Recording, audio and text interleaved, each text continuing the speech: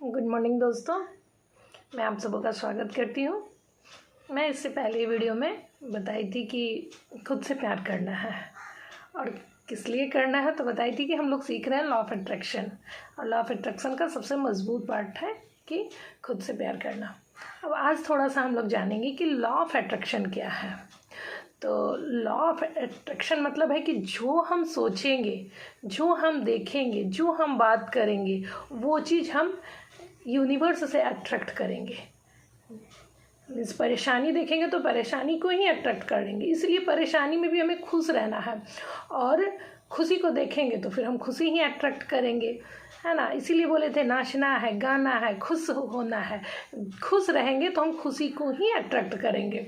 तो इसी के बारे में आज जानेंगे कि मतलब जो हम बोलेंगे, मतलब इसका एक लाइन है लॉ ऑफ अट्रैक्शन का, संकल्प से सिद्धि।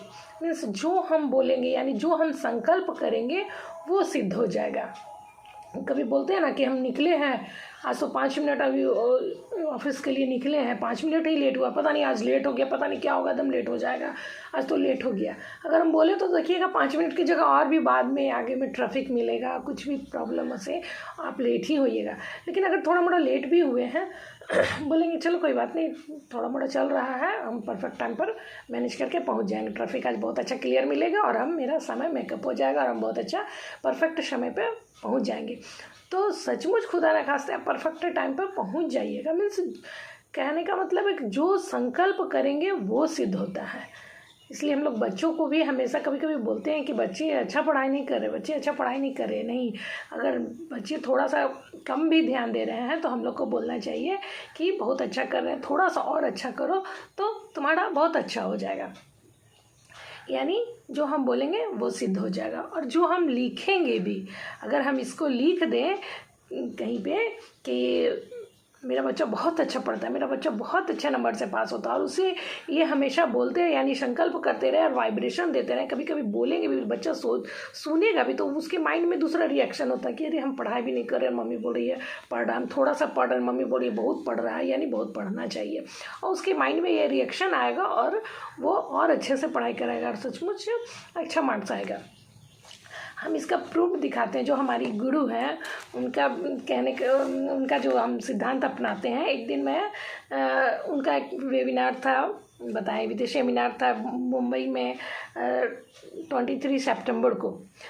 मुझे जाने का बहुत मन था, तो हम कैसे जाएं, गार्जियन को कैसे बोले, कैसे मनाएं, और उसका टिकट का चार्ज था 5,000 रुपया, तो 4,999 रुपया वो भी है। उतना दूर जाने के लिए 5-7 हज़ार रुपया भाड़ा खर्चा है, तो कैसे मैनेज करें। तो उसी से मैम का एक वीडियो हम लोग देख रहे थे 15 अगस्त का, तो वहाँ पे कुछ मैम की स्टूडेंट स्टोरी बता रही थी कि हम तो आते आते अभी बस में लिखे हैं कि मैम के साथ हमें लंच करना है, और देखिए मेरा मैनिफेस्ट हो गया।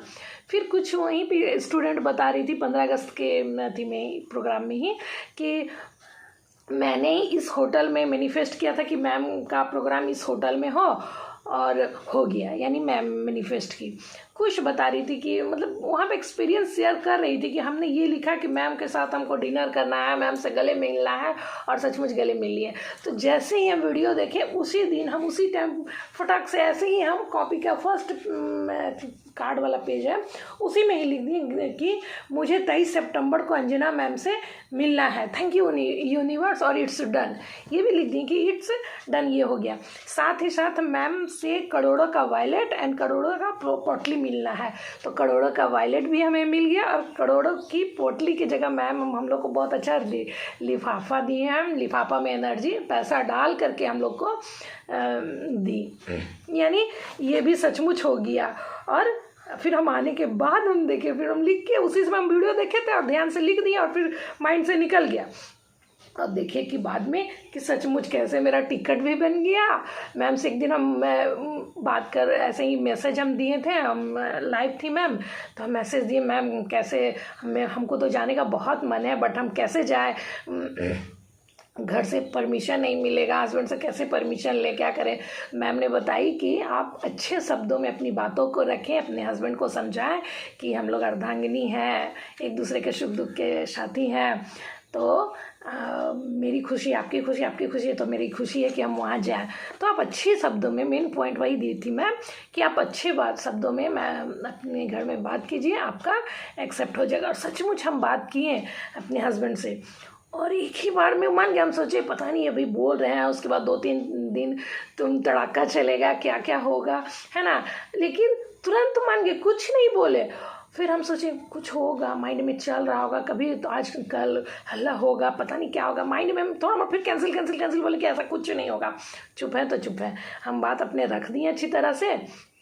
2-3 दिन होने के बाद खुद वो बोल रहा है तो तुमको जाना है तो टिकट अभी से ना बनाना होगा, टिकट तो बनाना ना होगा।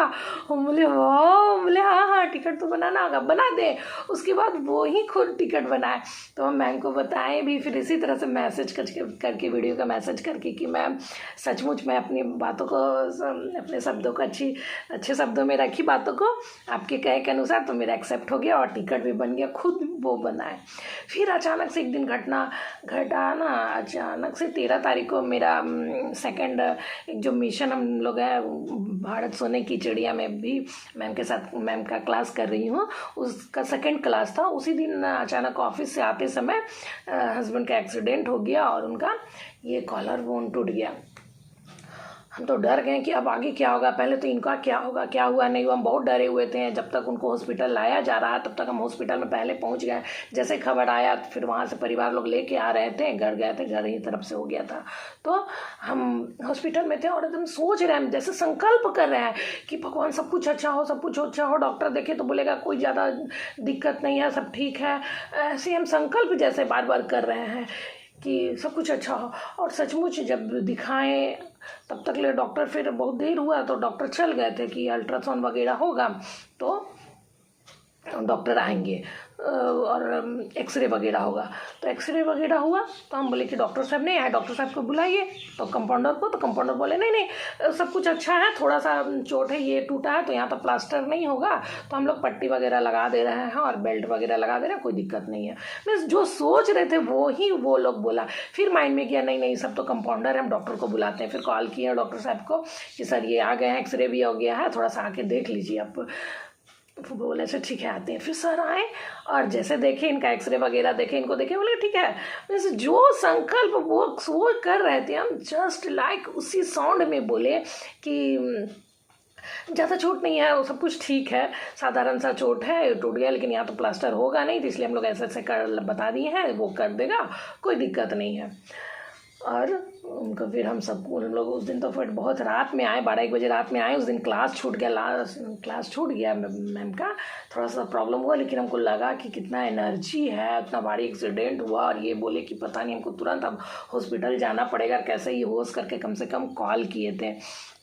लेकिन भगवान की कृपा से सब कुछ सिंपल रहा। और उसके बाद भी हम कैसे जाएंगे, अब एक्सीडेंट हो गया, भले टिकट बन गया है हम, लेकिन कैसे जाएंगे, हम कुछ समझ नहीं पा रहे थे, इसको कुछ फाइनल नहीं कर पा रहे थे। 2-3 दिन के बाद फिर ये हस्बैंड ही बोलते हैं कि तुमको तो जाना था वहाँ, कैसे जाएगी, यहाँ पर कैसे मैनेज होगा, क्योंकि अब उनको तो नहलाना धुलाना खाना पीना हमको खुद देना पड़ता था, थोड़ा सा तो काम बढ़ गया था। तो हम बोले अच्छा ठीक है आप आराम कीजिए अभी 2-3 दिन, हम संडे को हम लोग प्लान करेंगे, क्योंकि मैं अभी ड्यूटी वाली, तो डेली भागम भाग अपना ड्यूटी करना, इनको सेवा करना थोड़ा सा हो जा रहा था परेशानी। तो हम बोले आराम से हम लोग संडे को प्लान करेंगे, क्या होगा नहीं होगा जो भी होगा हम लोग संडे को प्लान करेंगे। फिर संडे को अचानक प्लान हुआ कि वो मतलब कुछ गेस्ट हमारे यहाँ आ रहे हैं, उनकी बहन लोग भी की आ रही है देखने के लिए, और हमारे यहाँ जो काम वाली थी उनका भी हम सोचे कि प्लान फिर बना कि अचानक से कि बात कर लेंगे, वो अभी कंटिन्यू कुछ दिन यहाँ पर ही रहेगी, घर में ही रहेगी, तब तक हम 2-3 दिन के लिए बाहर जाएंगे। फिर मतलब सब कुछ ऐसे अरेंज हो गया, जो सोच रहे हैं, जो संकल्प कर रहे हैं, सब कुछ हो गया। और हमको घर से परमिशन भी मिल गया हस्बैंड की जाओ और आओ।